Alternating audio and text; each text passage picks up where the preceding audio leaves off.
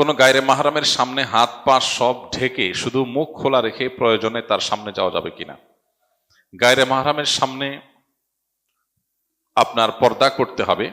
এই পর্দার পরিধি কতটুকু, পর্দার সীমানা কতটুকু, এ ব্যাপারে আল্লাহ রাব্বুল আলামিনের যে নির্দেশ রয়েছে কোরআনে কারিমে, আল্লাহ সুবহানাহু ওয়া তাআলা বলেছেন, ওয়ালা ইউদিনা যিনাতাহুন্না ইল্লা মা যাহারা মিনহা, নারীরা তাদের সৌন্দর্যকে প্রকাশ করবে না যেটুকু বাহ্যিক অংশ সেগুলো বাদে। এখানে বাহ্যিক অংশ বলতে কি বোঝানো হয়েছে?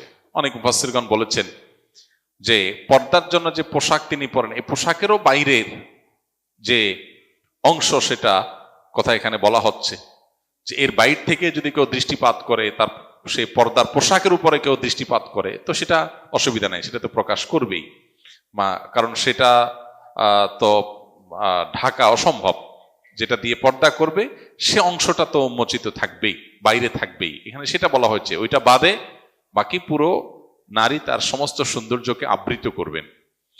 এর মধ্যে মুখমণ্ডলও শামিল আছে এই আয়াতের আলোকে।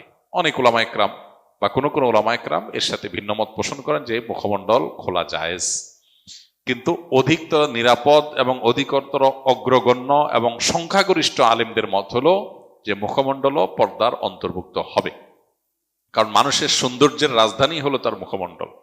সো সেটাই যদি ওপেন থাকে তাহলে আর সৌন্দর্য ঢাকার যে নির্দেশ আল্লাহ দিয়েছেন সেটা আসলে সেভাবে প্রতিপালিত হয় না। আমাদের আয়েশা রাদিয়াল্লাহু তাআলা আনহা হজের সফরের অভিজ্ঞতা বর্ণনা করতে গিয়ে তিনি বলেছেন যে তিনি যখন হজ করেছেন নবী সাল্লাল্লাহু আলাইহি সাল্লামের সাথে, তখন তার দৃষ্টি সীমানায় কোনো গায়রে মাহরাম পুরুষ এলে মাথার কাপড় তিনি টেনে দিতেন। এই যে মাথার কাপড় টেনে দিতেন, এখান থেকে বোঝা যায় তিনি মুখমণ্ডল ঢাকবার চেষ্টা করতেন। তো মুখমণ্ডল যদি পর্দার মধ্যে অন্তর্ভুক্ত না হতো তাহলে তিনি মাথায় থাকা কাপড় কেন টানতেন? এই আয়াত থেকে এই ঘটনা থেকে, হাদিস থেকে বোঝা যায় যে মুখমণ্ডলটা পর্দার অন্তর্ভুক্ত। এখানে উলামাদের ভিন্নমত আছে। উলামায়ে মুতাকাদ্দিমিন বলেছেন যে মুখমণ্ডল খোলা রাখতে পারবে। খোলা রাখা এক জিনিস আর প্রদর্শন আর এক জিনিস। মাথার কাপড় যদি টেনে দেন তাহলে নিচের দিক থেকে সেটা ওপেনই। আর আজকাল যেটা আছে যে এমন ভাবে হিজাব পরা হয় যে যেন মুখমণ্ডলটাকে আলাদা করে উপস্থাপন করা হয়, প্রেজেন্ট করা হয়, এমন ভাবে টাইট করে মাথার উপরে কাপড় বাঁধা হয়। তো মুতাকাদ্দিমিন বলেছেন খোলা রাখা জায়েজ। এখানে খোলা রাখা বলতে মাথার উপরে কাপড় টেনে দিলে, ঘোমটা যেটাকে বলা হয়, তার নিচের দিক থেকে খোলাই থাকে, কিন্তু আবার সেটা প্রদর্শনও হয় না। মুতাকাদ্দিমিন সেটাকে প্রদর্শন করতে বলেন নাই, খোলা রাখার অনুমোদন দিয়েছেন। তো এখন আমরা অনেকে সেটাকে প্রদর্শনের পর্যায়ে নিয়ে যাচ্ছি, যেটা আসলে শরঈ পর্দার যে আওতা আছে, সীমানা আছে, সেটার মধ্যে আসলে আসে না, প্রবেশ করে না।